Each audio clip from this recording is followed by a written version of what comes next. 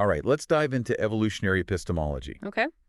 Today we're tackling some pretty heavy stuff. Yeah. We've got articles, research papers, All right. the whole The shebang, whole 9 yards. all to explore how Yeah. evolution can reshape our understanding of knowledge itself. It's interesting how evolutionary epistemology kind of flips the script on how we typically look at knowledge. Right. Instead of beginning with, abstract logic or pure reason. Yeah. It kind of poses this question of how did we even develop the capacity for knowledge? Yeah. It grounds knowledge in our biological history. It's like we're saying, all right, philosophers, you've had centuries Yeah. to ponder the nature of knowledge from a purely conceptual standpoint. Exactly. Now let's add in some Darwin. Right, exactly. See what happened. And what happens is pretty incredible. Evolutionary epistemology kind of suggests that our brains, senses, and even our cognitive biases are just like any other trait. Products of natural selection, they're shaped by the need to survive and reproduce in a specific environment. So instead of viewing our minds as these, Yeah. pure objective instruments for grasping truth, Yeah. we're saying, hold on, they come with some evolutionary baggage. Exactly. And that baggage can be both a blessing and a curse. Right. On one hand, these evolved cognitive mechanisms, they're incredibly efficient at processing information and making those quick judgments, which was essential for survival. Right. Like that quick reaction to a rustle in the bushes. Exactly. Like that could be Life or death. life or death. Yeah. No time to sit there and ponder, Yep. the nature of perception. Exactly. Gotta go. But those same mechanisms can lead us astray sometimes, right? Well, yeah. So our brains are prone to biases, prone to these shortcuts that were adaptive in certain contexts, but can distort our understanding of the world Oh, for sure. in other contexts. Yeah, it's like our evolved ways of knowing are like a double-edged sword. Exactly. Powerful tools for navigating the world, but Yeah. they have those inherent limitations and blind spots. Absolutely. And recognizing those limitations is a crucial first step in understanding how knowledge itself evolves. Okay. And that's where the real meat of evolutionary epistemology lies. I am hooked. Okay. Great. But you mentioned earlier that there are two main branches of evolutionary epistemology. Yeah. Can you break those down for us? Absolutely. It's very helpful to distinguish between what we call EM, Okay. the evolution of epistemological mechanisms, All right. and then ET, the evolutionary epistemology of theories. Okay, so EM, Yeah. that's all about like the nuts and bolts. Exactly. The biological hardware of knowing. Exactly. That's a great way to put it. Like how did our eyes evolve to detect light? Right. How did our brain develop the capacity for language? Exactly. That kind of thing. EM focuses on those physical structures and processes that enable us to gather information and make sense of the world. It's about understanding how those mechanisms evolved over time. And then ET, that's more about like the software, like the content of knowledge. Yeah. So how scientific theories change over time. Right. How cultural beliefs evolve. Precisely. ET explores how knowledge itself, Okay. in its various forms, undergoes variations, selection, and transmission. Okay. It kind of asks us a question of why do some ideas survive and spread while others just fade away? So EM is like the biological underpinning, and ET is the knowledge built on top of that. That's a perfect analogy. Okay. Yeah, you could think of it as a kind of coevolution. Mm-hmm. The evolution of our cognitive mechanisms influenced the kind of knowledge we were able to acquire. Yeah. And then acquiring that new knowledge, in turn, shaped the selection pressures acting on our cognitive evolution. Wow. So it's like this Yeah. intricate dance between biology and culture, with each shaping the other over time. Exactly. And it's a dance that's still going on today. Just think about how technology is shaping our cognitive habits. Oh, for sure. The internet has created an entirely new niche for knowledge acquisition and sharing, Right. with huge implications for how we think and what we know. Okay, hold on. Let's dive into that a bit deeper. Right. Because this whole idea of niche construction applied to knowledge, Yeah. that's blowing my mind. It's one of the most intriguing aspects of evolutionary epistemology. Okay.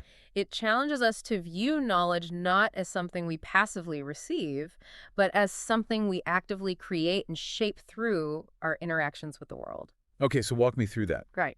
Because Niche construction, that usually refers to like, animals building nests or beavers making dams. Yeah. How does that apply to knowledge? Well, the principle is the same. Organisms don't just adapt to their environments, they actively modify them, creating niches that in turn influence their own evolution. And humans are masters of this, especially when it comes to knowledge. So like all the tools and systems we've created for storing, sharing, accessing information, libraries, universities, the internet. Yes. Those are our knowledge niches. Knowledge niches. Exactly. Yeah, right. And those niches have profoundly shaped how we think and what we know. Wow. Think about, for example, how the printing press revolutionized knowledge dissemination.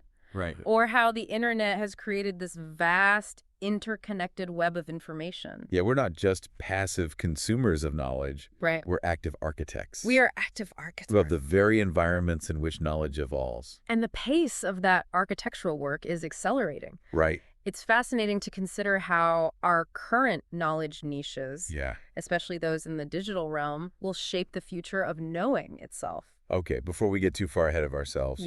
Let's go back to the basics for a sec. Okay. We've established that evolutionary epistemology offers this radical new perspective on knowledge. But a question comes up often, especially from philosophers. Okay. Does evolutionary epistemology tell us how we should acquire knowledge, or does it simply describe how we do? That's a crucial distinction. Evolutionary epistemology is primarily descriptive. It seeks to understand how our knowledge-gaining processes actually work. Based on their evolutionary history. Right. It's not about dictating what's true or how we should go about finding truth. So it's more like mapping the terrain of our cognitive evolution than like handing us a rule book for perfect reasoning. Exactly. Evolutionary epistemology helps us understand the mechanisms, the biases, the limitations that come built in with our evolved ways of knowing. Right. But it doesn't tell us how to overcome those limitations. Or guarantee that we'll ever arrive at some ultimate objective truth. Makes sense. Okay, there's still a lot to unpack here. We've got to delve deeper into these two flavors of evolutionary epistemology, EEM and ET, and see how they play out in the real world. Absolutely. And that's where things get even more interesting. Right. We'll explore how EEM sheds light on the biological foundations of knowledge. From the evolution of our senses to the development of language and reasoning. Cool. And on the EE side, we'll dive into the evolution of ideas themselves, from scientific theories to cultural beliefs. Right.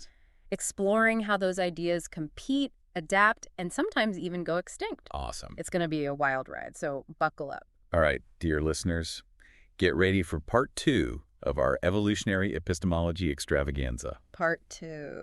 We'll be right back after a quick... Just kidding, we're diving right in. Let's go. Okay, so we're back and ready to... All right, let's jump back in. Let's delve deeper into those two branches of evolutionary epistemology. Okay, EE and in ET. Right. Break them down a little bit more.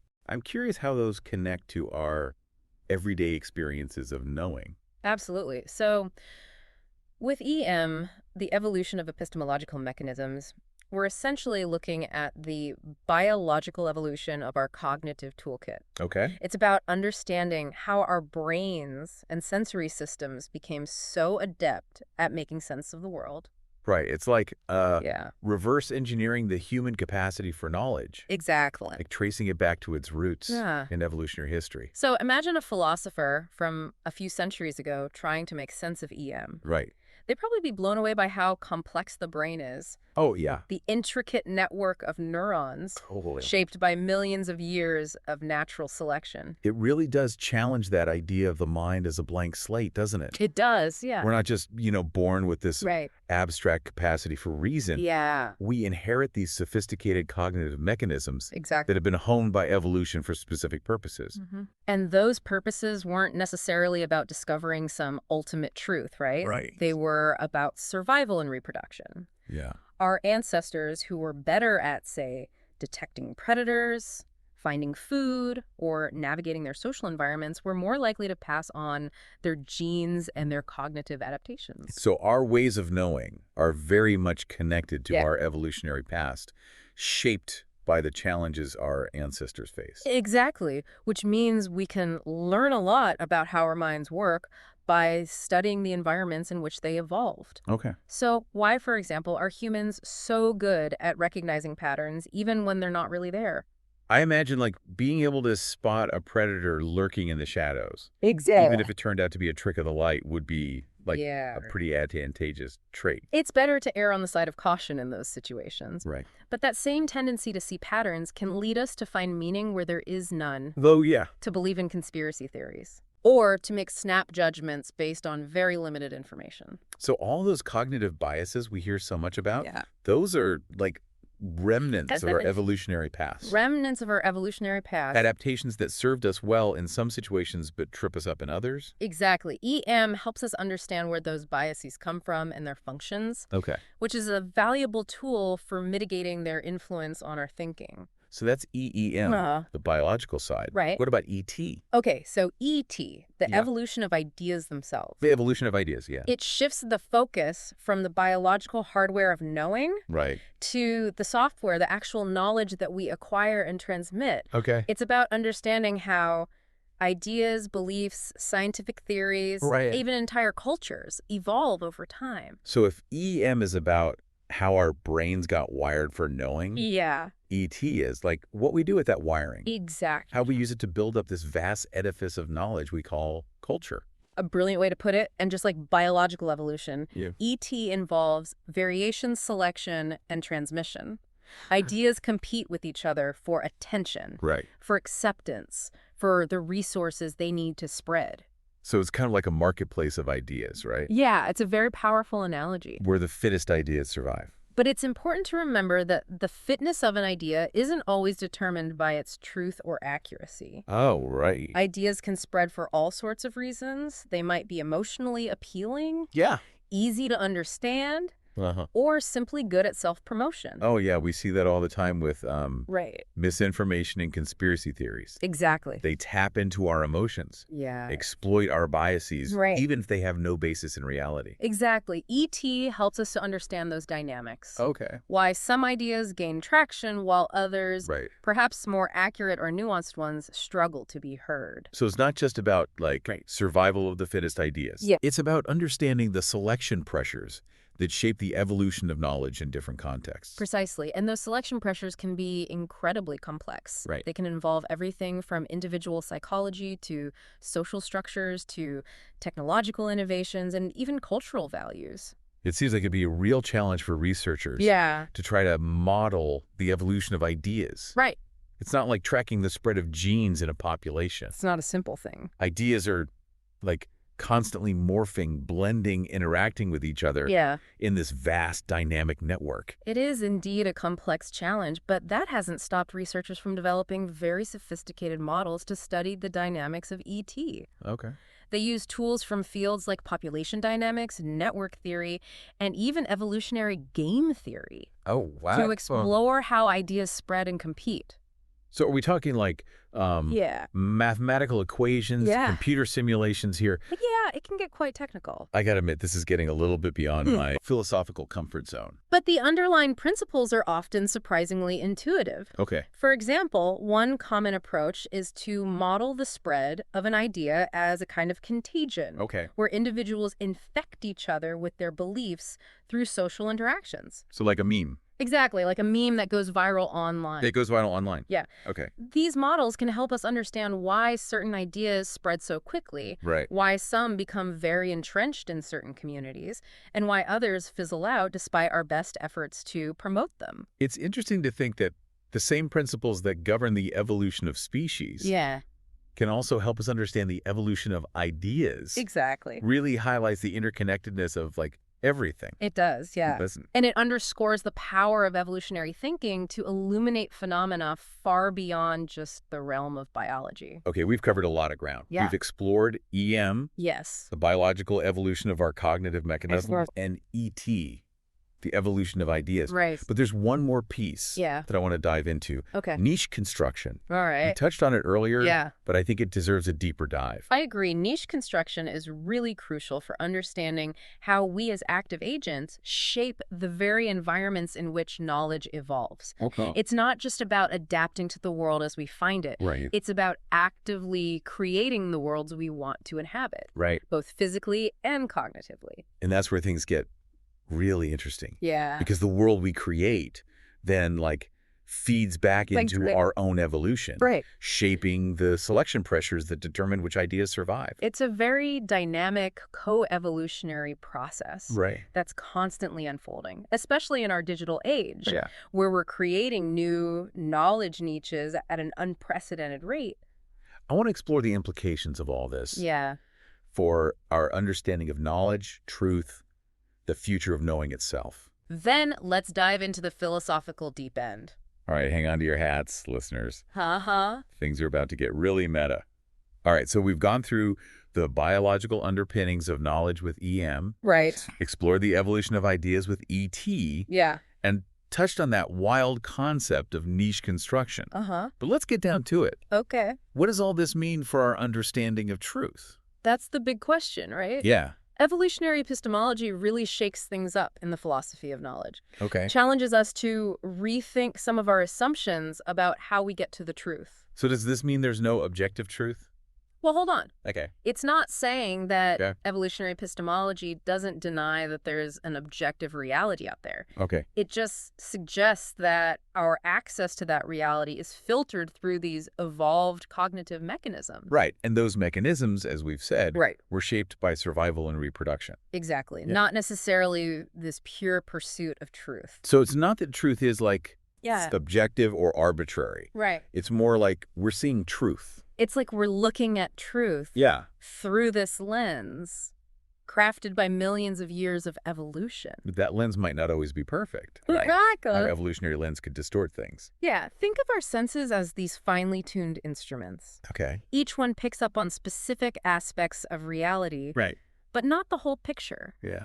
Our brains take those sensory inputs and weave them into this coherent story, a model of the world that helps us navigate and survive. But that model isn't always accurate. No, our evolutionary lens might distort certain parts of reality or miss others entirely. Like those optical illusions. Exactly, like optical illusions. Yeah. They show us the gaps between what we perceive and what's actually there. Right. And just like our senses can be fooled, Yeah. so too can our higher cognitive processes. So it's not just about our senses. It's about It's about everything, yeah. our thinking. Right. Our thinking can be influenced by those biases and shortcuts Right. that might not always lead to accurate conclusions.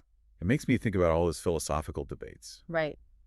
about perception and the limits of human understanding. Exactly. It seems like evolutionary epistemology is giving us a new way to look at those old questions. It does. It reminds us that our knowledge is always situated, Okay. always grounded in our specific evolutionary history and the environments we're in.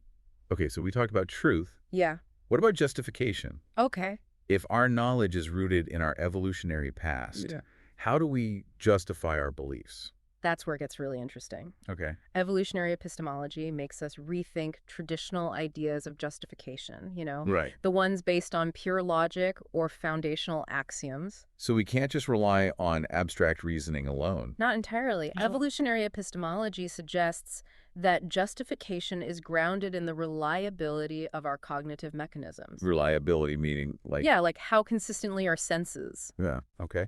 and cognitive processes track the real world. So if our systems are giving us information that leads to good outcomes, Yeah, that's a sign they're reliable. exactly. That's kind of a pragmatic approach, isn't it? Yeah, you could say that. Like the proof is in the pudding. Right. If our beliefs lead us to make good predictions, navigate effectively, and reach our goals, they have some justification.